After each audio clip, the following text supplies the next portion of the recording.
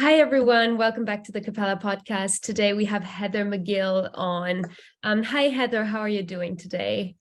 Hi, great, thank you. I'm doing wonderful. Thank you so much for being on. I'm super excited about our conversation. And I'd love to ask you to introduce yourself first. Tell us, a bit about your background and what you're doing today, because I think it's super important and I'm super excited to learn more. So yeah, would love to hear a little bit about your background first.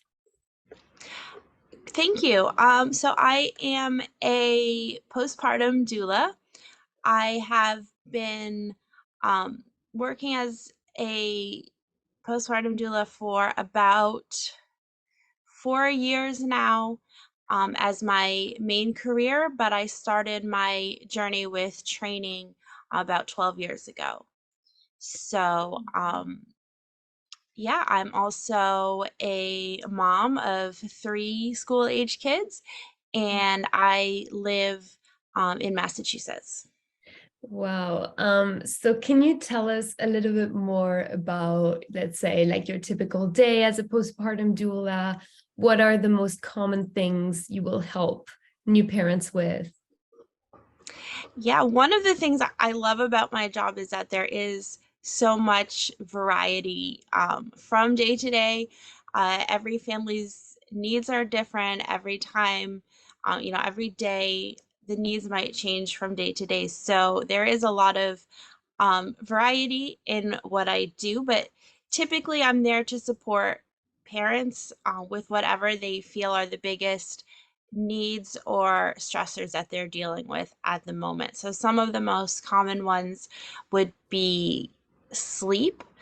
When I am doing an overnight visit, the main focus is typically sleep. So I'm there to care for the baby, to help the parents get some longer chunks of uninterrupted sleep during the night.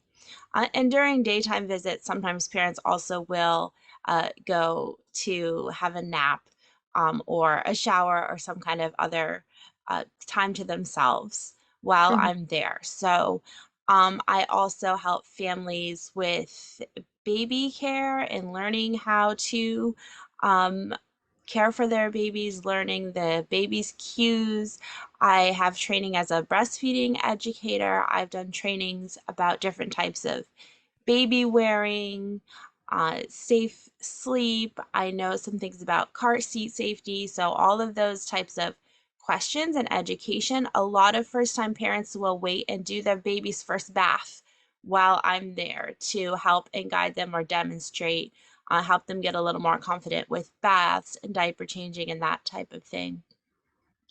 And then I also help parents with things that tend to build up around the house and the daily tasks that still need to be taken care of. Things like laundry, meal prep, reminding parents to eat. Sometimes, if I'm there in the morning, the first thing I'll ask, like, have you had breakfast yet? Okay, so before we do anything else, like, let me hold the baby for a few minutes or make you some food.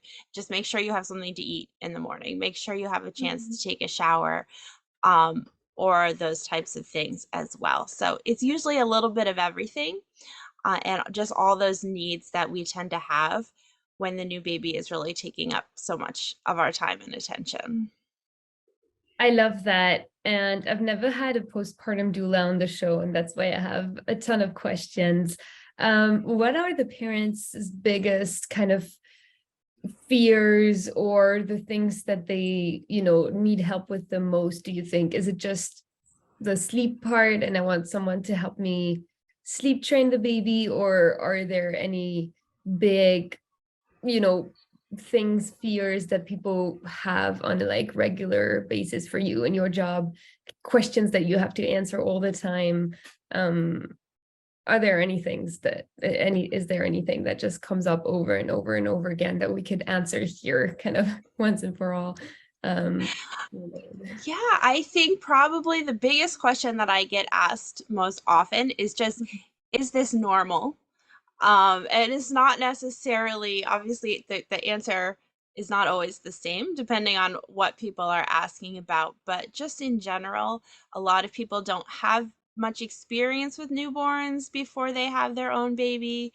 and they just are feel very unprepared, whether it comes to their baby's uh behavior and what their baby is doing, if that's normal, but also their own just their own adjustments, Mm-hmm. and whether that's physical recovery from childbirth and just the emotional. A lot of those things kind of are hit people out of the blue, and they don't Mm-hmm. necessarily realize that they're going to be going through all of these emotions and struggles over and above just taking care of a baby. So um, one of my roles is to kind of do a little bit of screening, and there are things, if I have any kind of concern about anything, I don't have medical training or any higher trainings like that. So if I notice anything that does seem like it might possibly be a concern, then I will tell parents, like, yes, you should talk to your pediatrician about this, or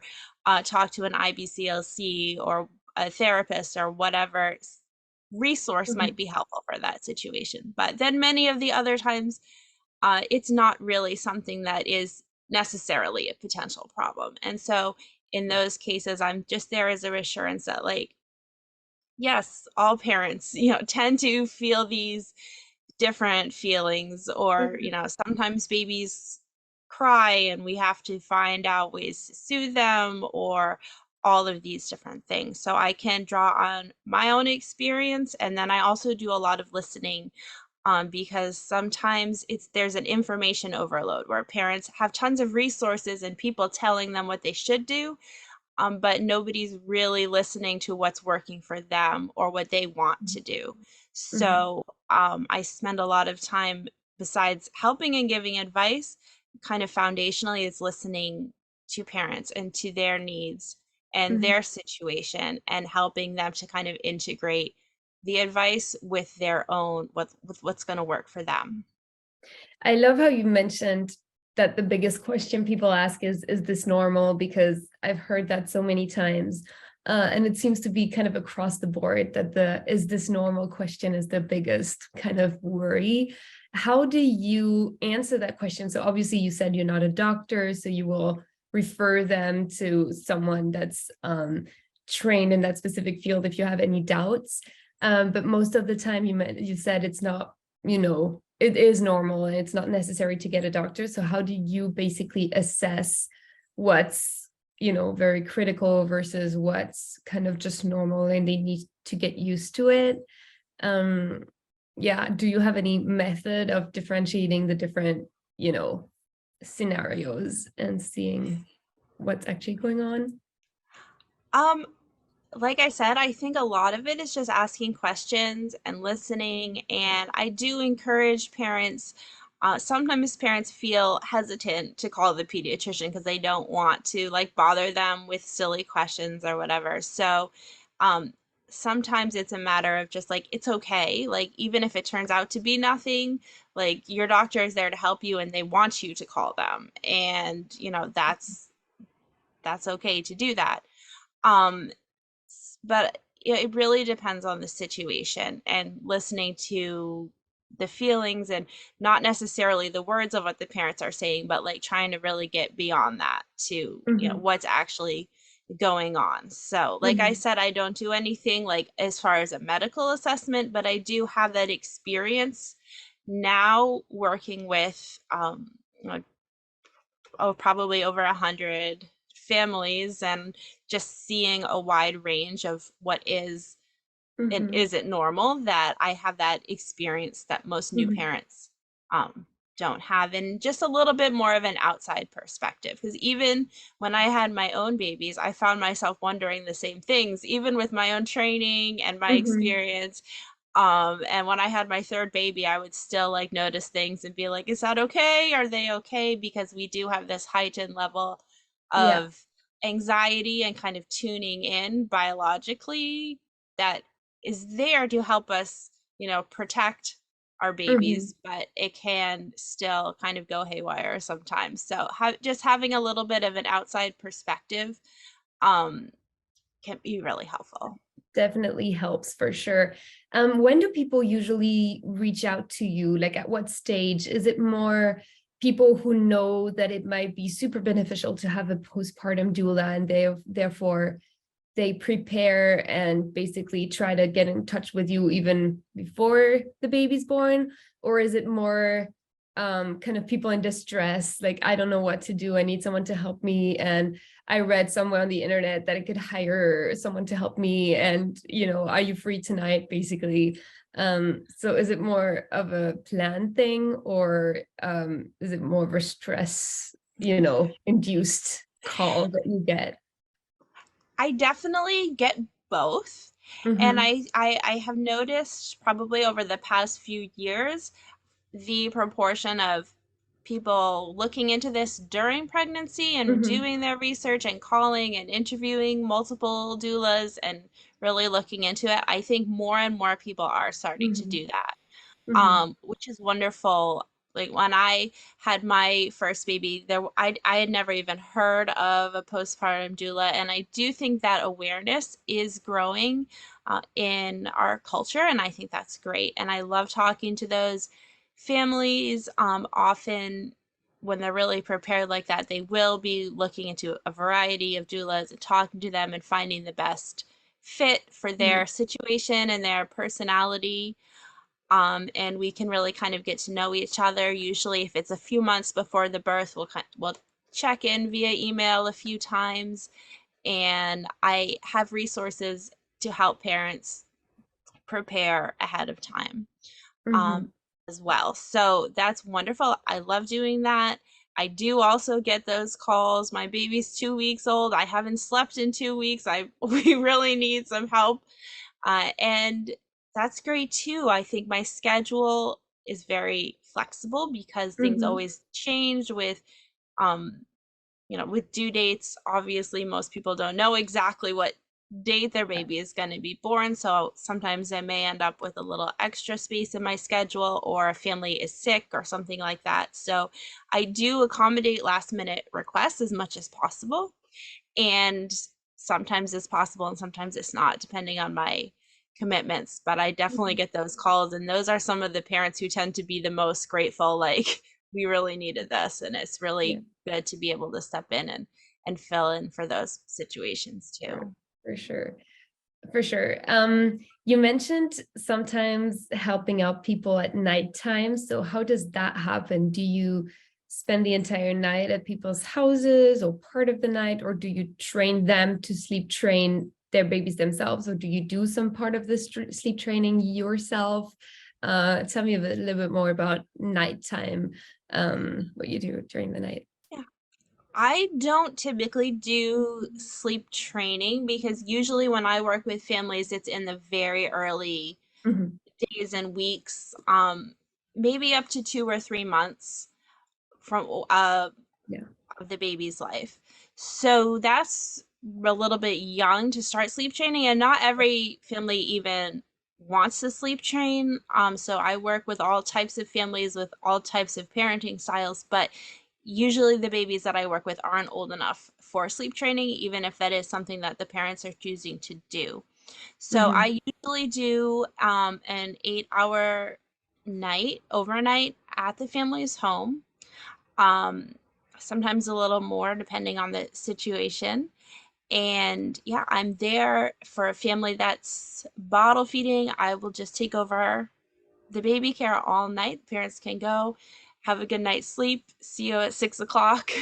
Hmm. Um, and I do keep track of how things go during the night, so they'll know when all the feedings and diaper changing and everything happened.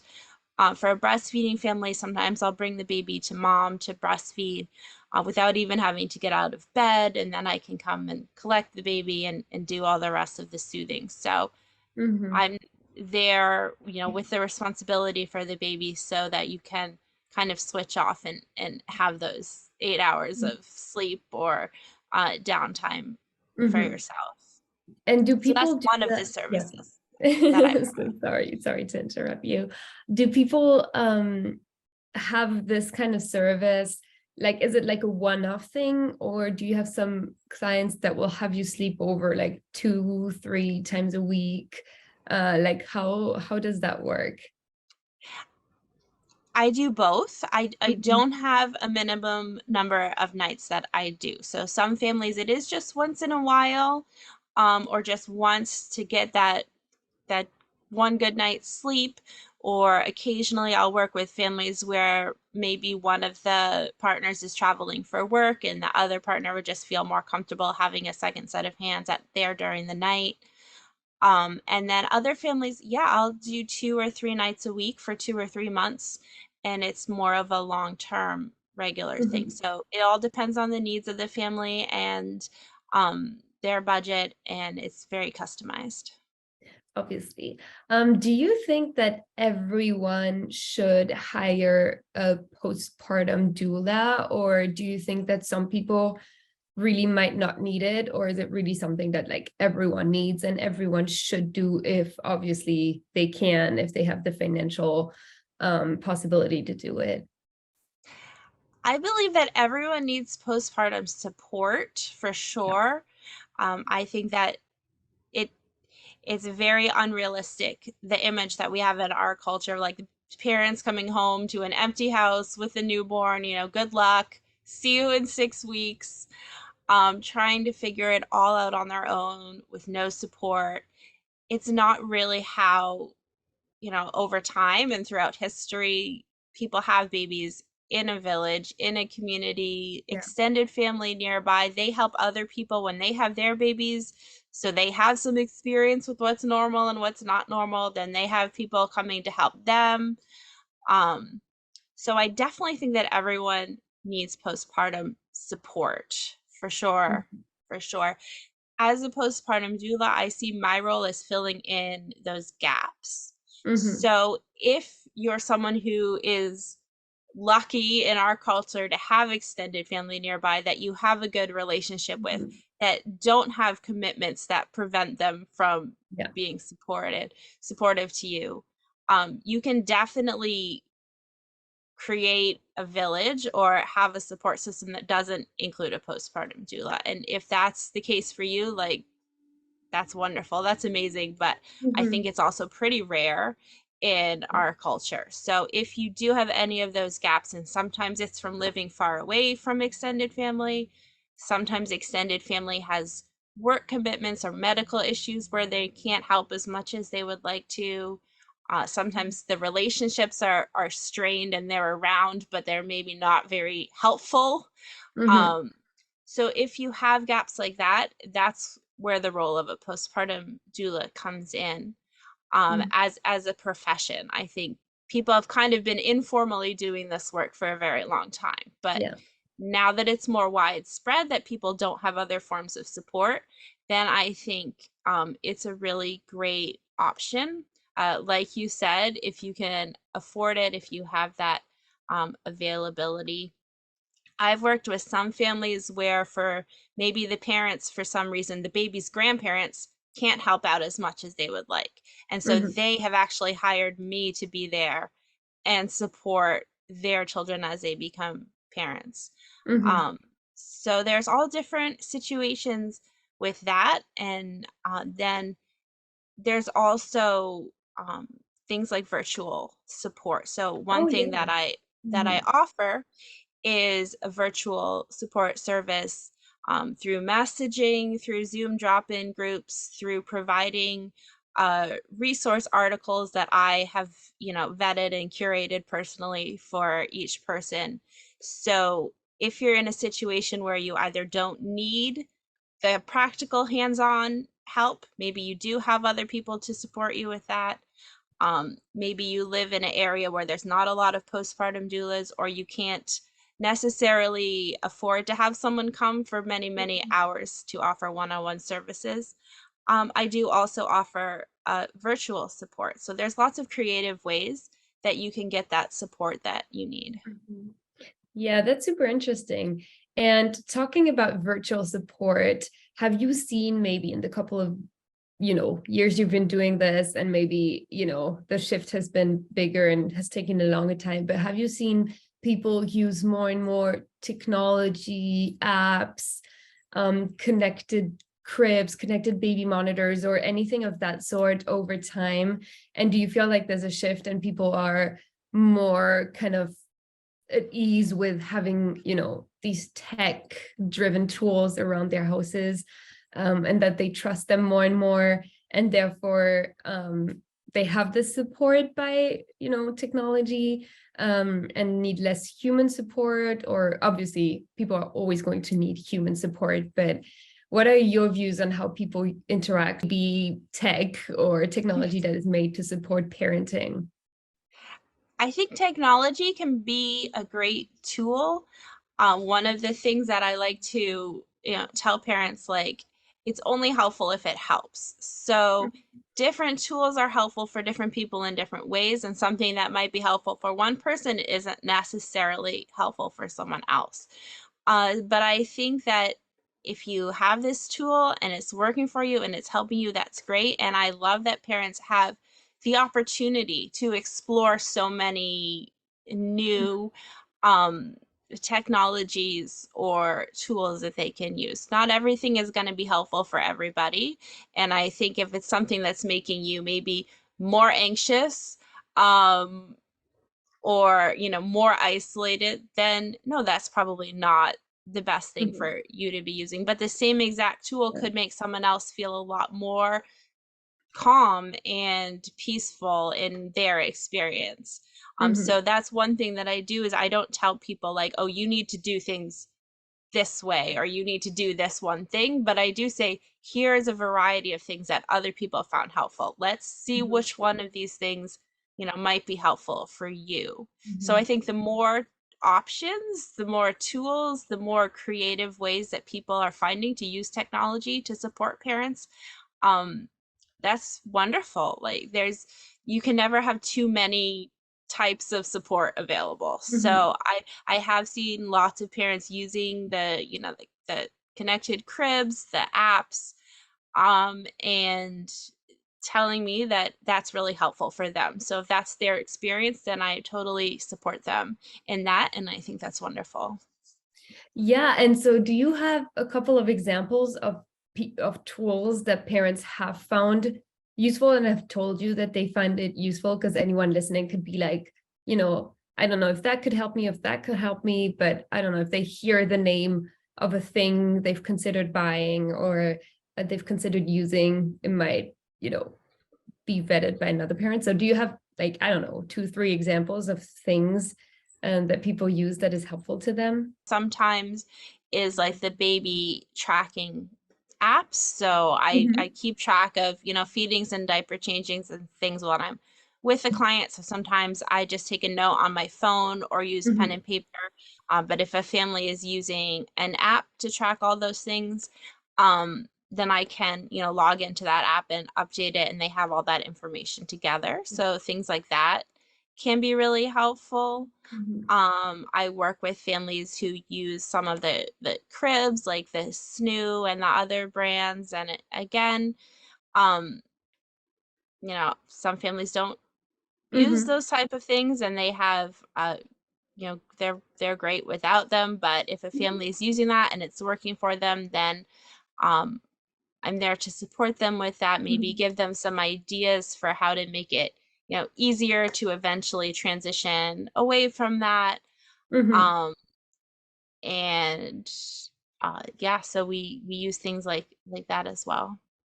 That's great. And so about, you mentioned at the very beginning of the call, and I took a note about helping parents understand the baby's cues and learning how to respond kind of appropriately, or respond to the baby's needs in a more like efficient way, or whatnot. So can you go a little bit deeper into that? Like, what are the baby's cues that people don't really understand at first and that they learn to understand and recognize? Yeah, I think that's really interesting because babies are communicating with us in so many Mhm. ways, and but if you don't know what to look for, you kind of miss that. So something, for example, like eye contact. If a baby is awake and alert and wanting to engage and making eye contact with you, that's a really good signal that it's a time for like some play, some interaction, some talking. And then as babies start to get more tired and maybe a little bit overwhelmed or sensory kind of overloaded, then they'll kind of break that eye contact and look away.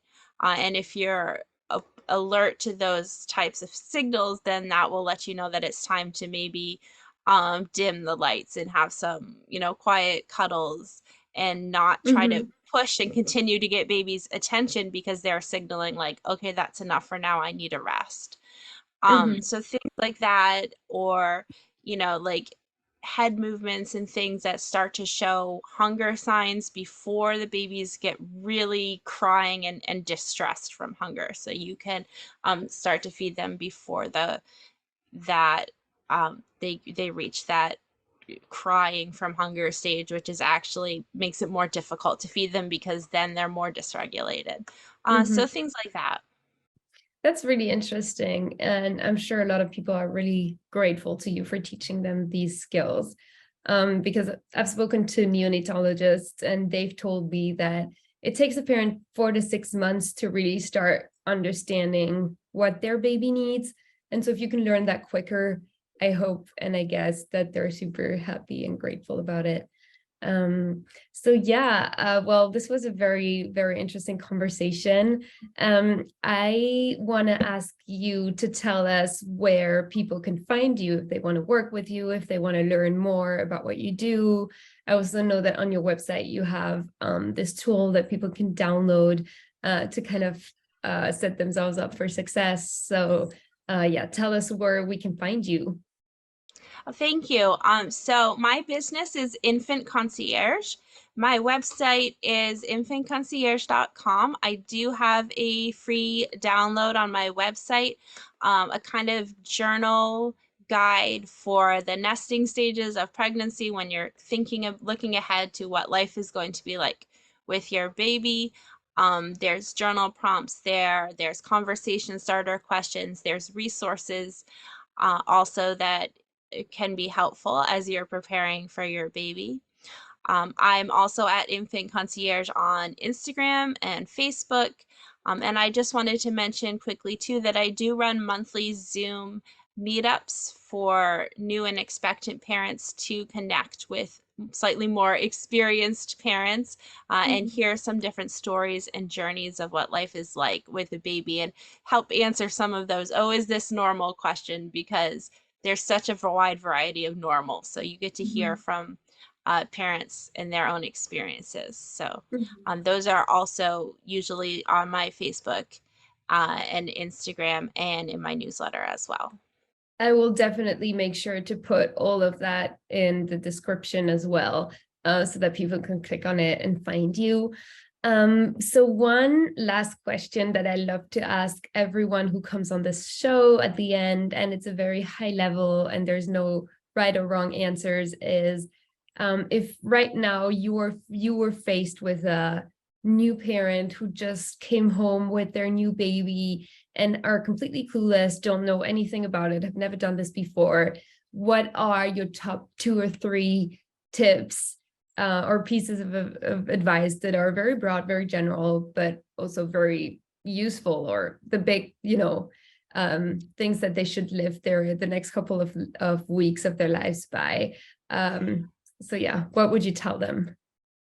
Yeah, I think number one is to just remember to be gentle with yourself, to be kind to yourself. It is a learning process, it's an adjustment process. Nobody does it perfectly. You know, trial and error is a big part, especially in those early days. You're dealing with hormones and sleep deprivation and learning new skills and so many stressors. So I think number one, you know, when you're going through those tough times, it's just to give yourself a lot of grace. And then something that I lived by when my third baby was a newborn, my youngest, was never do today what you can put off until tomorrow. And don't let yourself get overwhelmed by trying to keep up those standards that you're used to and always having, all the laundry clean or whatever. If it's something that doesn't need to be done right now and it can wait, then use that time to rest. use that time to eat, use that time to cuddle with your baby, because that's, really the most important thing that you can be doing in that moment. I love that. So basically, you're encouraging people to procrastinate as much as possible No, in yeah, those due not dates. forever. There, Yeah, there will come that yeah, time again when you're able to be on top of things. But yeah, for those couple of months, like, give yourself a break. yeah. That's not the priority in that season of your life. I love that. Thank you so much for being on the podcast. It was such a pleasure. I hope a lot of people found this useful and reach out to you or to any postpartum doula they have around where they live. And yeah, there's definitely a lot to gain from it. So thank you for sharing your experience. Thank you for having me. It was a pleasure. Thank you so much.